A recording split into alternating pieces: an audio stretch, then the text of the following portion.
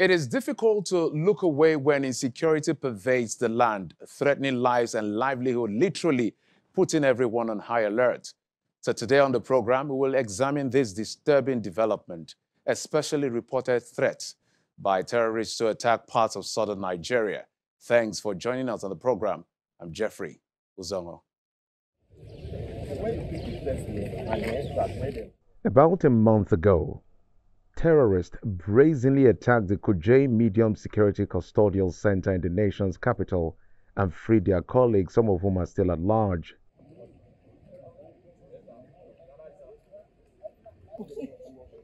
An incident that left more questions than answers, leaving the nation in utter shock. Outraged and disturbed, citizens wanted answers and later learned that there were credible intelligence prior to that dastardly act. However, it wasn't acted upon. We are tensed. Generally, nobody can sleep with the two eyes closed.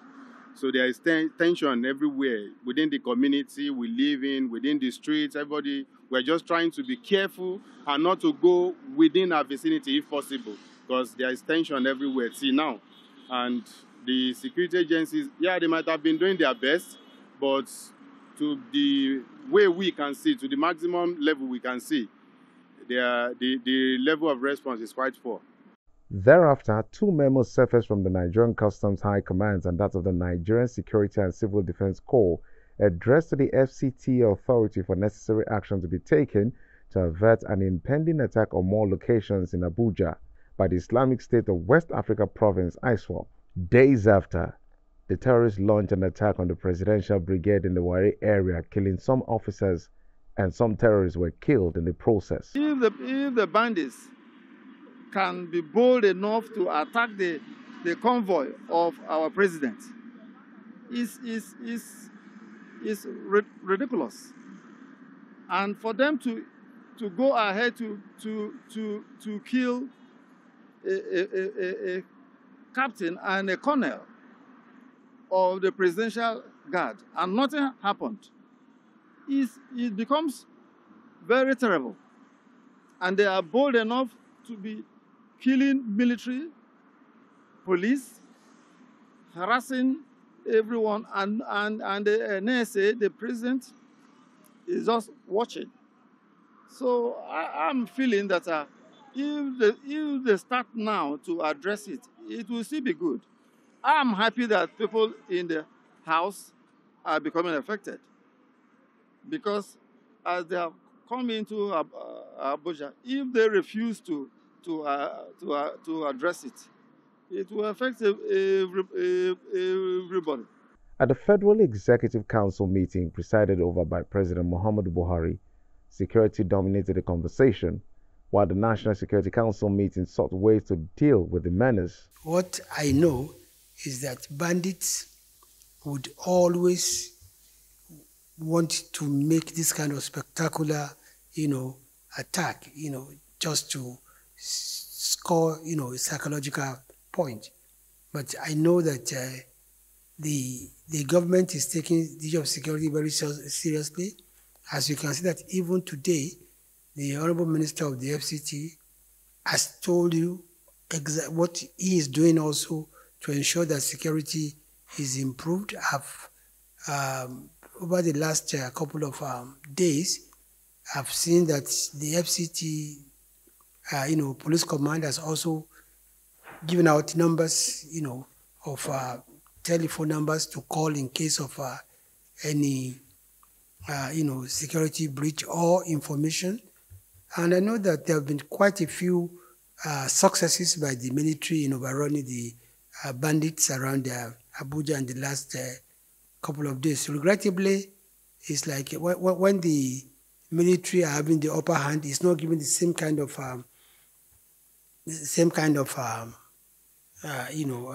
media coverage as when the bandits, attack.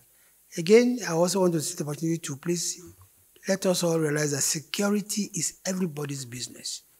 And please, information is key. Don't leave the issue of security to the government alone. You have a role to play in giving us timely information. about security. And that's why our campaign, if you see something, say something, is still very relevant. The council has seen it necessary to inform the general public that fighting this type of asymmetric conflict is a collective effort. It's not something that should be confined to only the security, intelligence, and law enforcement agencies.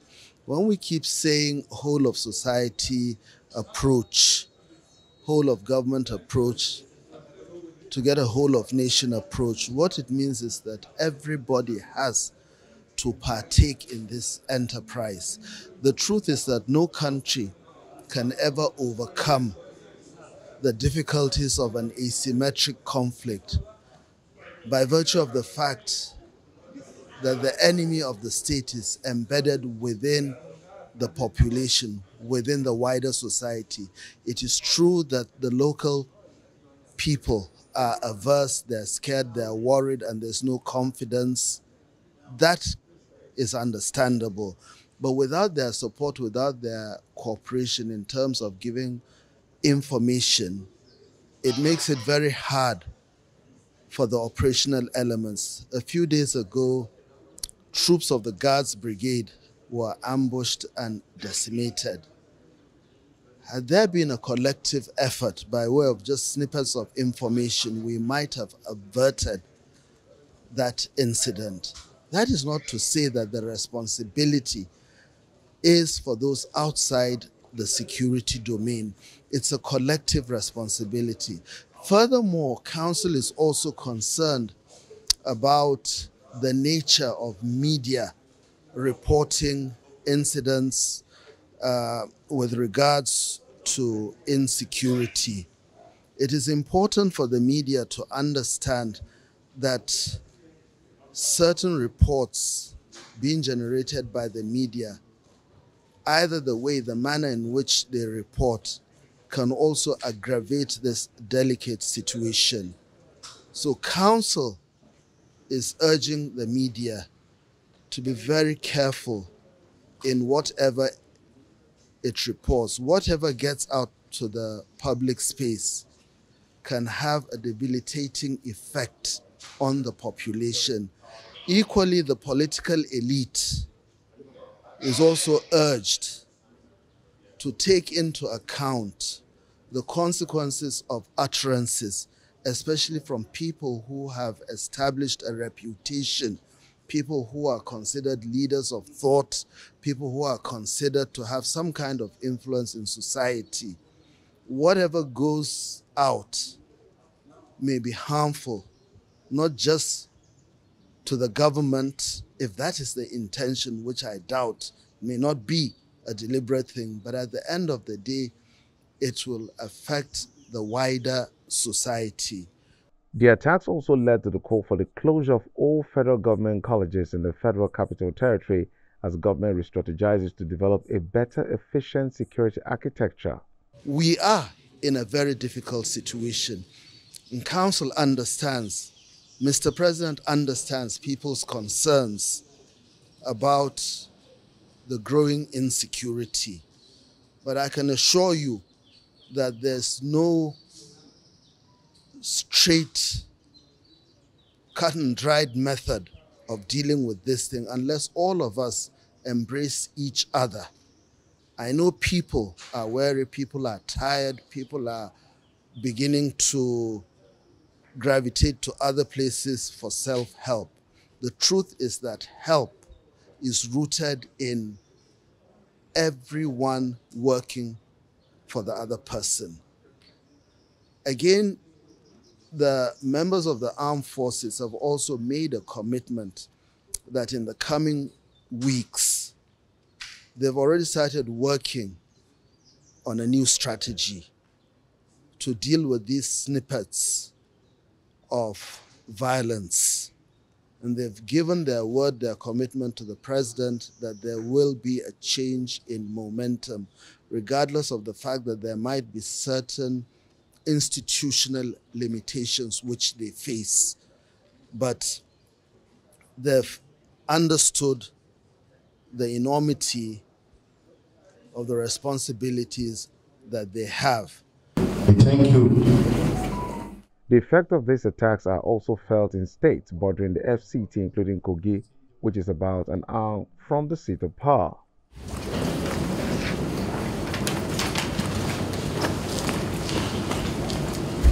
In 1 week, it witnessed 2 major attacks, which led to the death of 3 policemen and 5 vigilante group members ambushed and killed in Gidon Bassa, and 3 teenagers kidnapped in a Ajaokuta local government area.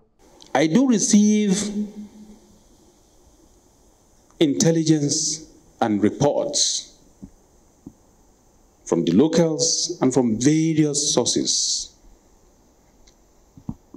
And I did call the local government chairman of Ajaokuta and the paramount ruler of Ajaokuta, particularly the Ohi of Ajaokuta. The reports reaching me from your domain is not palatable. And I particularly call these 2 gentlemen because the chairman reported that particular traditional ruler to me severally about his activities and his involvement with some elements whose activities are questionable in that particular local government. So I couldn't bear it any longer, Your Royal Majesties. I have to specifically, I should have ordinarily called the chairman of the traditional, which is our royal father here, the Ohinoi of Iberialand. But I went straight to that particular Ohi, together with the chairman, and I cautioned him. And I said, this is the last warning. Any incident of even kidnapping for a ransom of 1 naira by the criminal elements that you are harboring, you will pay dearly for it. And I did directed him and mandated him to ensure he gets rid of all of the criminals that are there in the land. If you constitute a breach to insecurity, I will deal decisively with you. And very unfortunately, we received that sad news.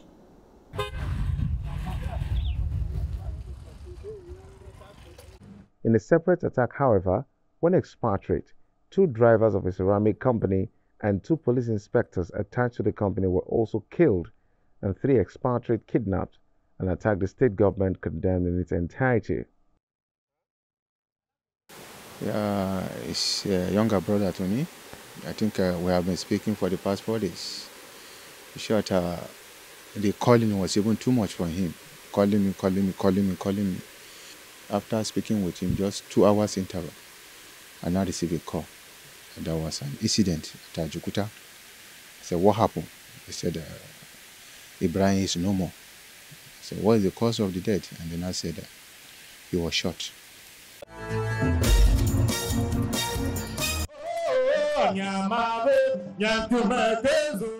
In Benue State, the Ibrahim Badamasi Babangida Square is the venue for this symbolic parade drills by over 500 men of the Benue State Community Volunteer Guards to beef up security and complement the efforts of security agencies.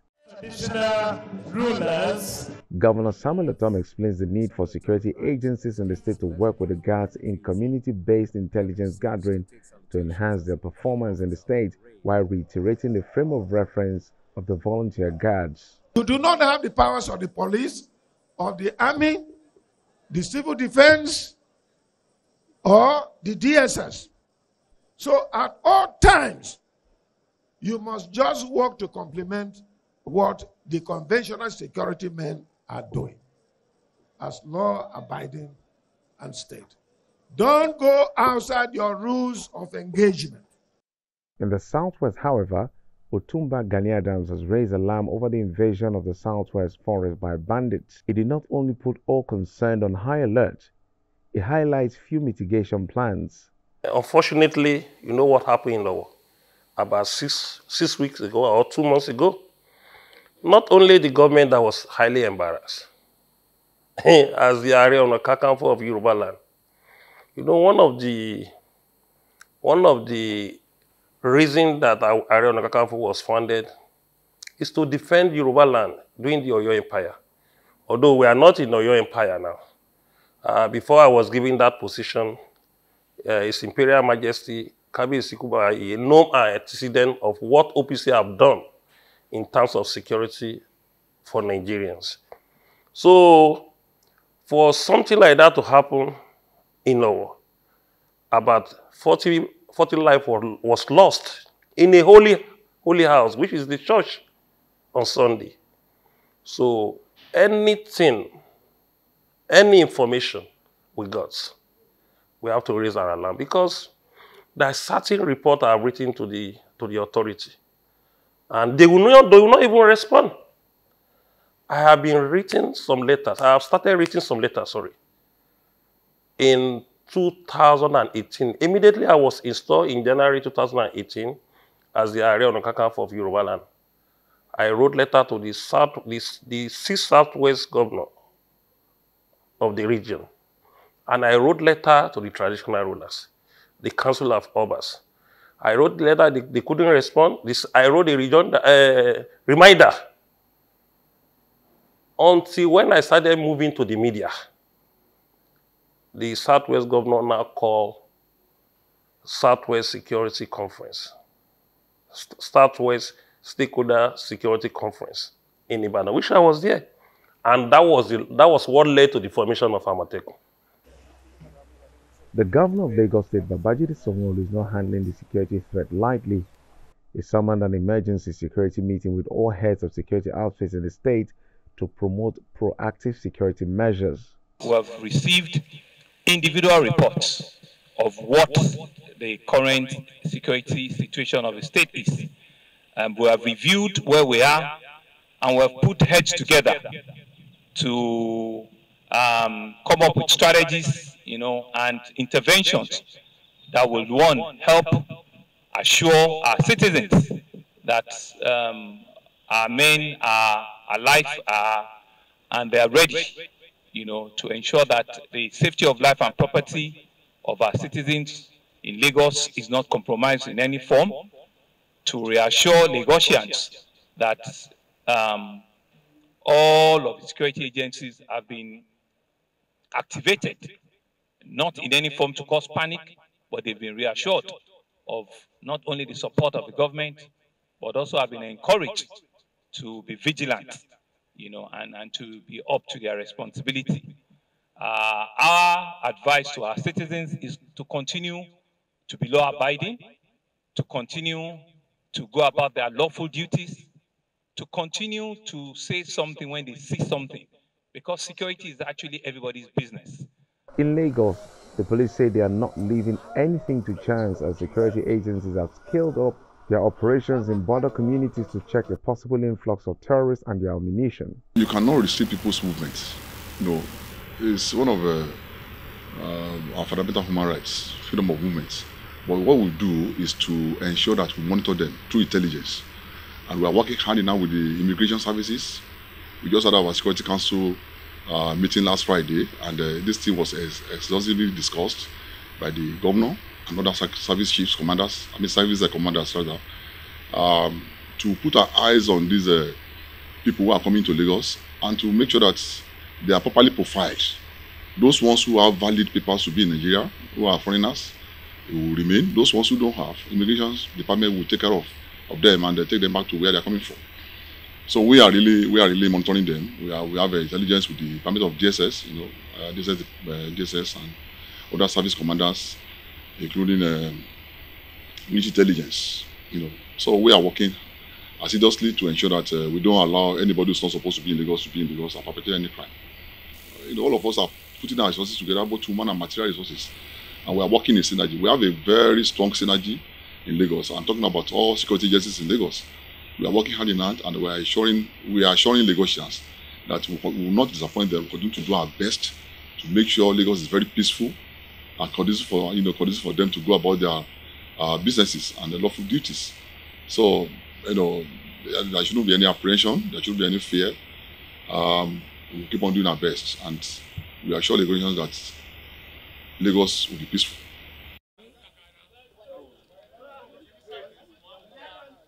The Amotekun coin on those states seem to be having sleepless nights over the spate of attacks in the ancient city and the country home of the governor Owo. Several arrests and recoveries have been made during the random checks on vehicles passing through the state. There are invaders that came in 2 different trucks, but carefully concealed behind some foodstuffs and Okada, such that you will not notice that there are human beings inside the trucks. One of the truck veered off the main road into a bush path along Ado-Akure Road, while the other one that has about 100 men were caught on the road. We questioned, when we discovered that they were there, we questioned their movements, and virtually all of them said they were coming to Akure on a mission they don't understand, and that they were picked up at different points to come into the town. They said they're coming from Katsina, Jigawa, Kano, Abuja, and we commenced profiling to find out their true mission. Again, in the last few hours, we had been talking to all of them to find out if they have ulterior motives. And we saw some photographs and some charms, and, so many other items which they could really not explain. Then the Okada in the vehicles, they don't also have valid papers to justify the true ownership of the motorbikes. The police in Osun and Ogun State say they are alive to their duties as personnel and logistics have been deployed to the forest, but the residents say they want to see more action. It is true, and we have heard about the bandits that have invaded some forests, both in Oyo State, Osun State, Ogun State, and some other states in the southwestern region of this country. It is true, and we have been working on it since the day that we heard about it. The police, in synergy with other security agencies and the local security outfits that we refer to as CJTF, like the hunters, the agbekoyas, the vigilantes, the OPC, and Nomode Agbekoya and the likes. We have synergized together to ensure that our forest is free of these bandits. And they have been posted, they have been drafted to the forests since that day, and we have been looking for them. You cannot just bring somebody, a total stranger, into your compound, a total stranger who will be driving you as a driver, a total stranger who is going to act as your private security guard. It is wrong. That person can become a security threat. It can become a security risk to you. Don't forget, in some year past, a retired magistrate was murdered in cold blood, right in her home, by our own security person. We have been reading about security men being the one that murdered their principals. So that is why it is very, very necessary for us to profile whoever we want to employ. And you can be able to do that if you take the person to the police station very close to you. Let the DPO, let them do a background check for you. It doesn't cost you anything. So people should imbibe that culture. They should try as much as possible to imbibe that culture. It is very, very important. And any piece of information that has to do with security of life and property, we don't joke with it. So no matter the quarters where it comes from, we work on such information. we investigate and find out if truly it's happening. And if it is not happening, how is it not going to happen? How are we going to prevent it? So we are not taking anything lightly. We are not taking anything for granted. The statement is in public domain, and everybody have access to it. So we also we had such thing, and we are working on it. The Boko Haram insurgent is an amalgam of actors including Islamic extremists, angry and marginalized youth who have been incited and mobilized and supported by some shadowy crisis entrepreneurs allegedly to destabilize the polity. Its members are alleged to be recruited locally and from neighboring African countries including Benin, Chad, Niger, Sudan, Somalia, and Mauritania.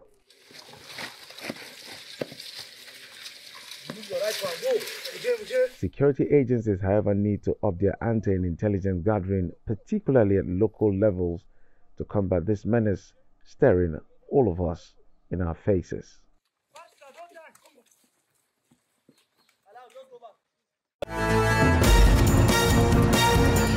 And that's it on this episode of the program. Thanks for your time and, of course, your usual company.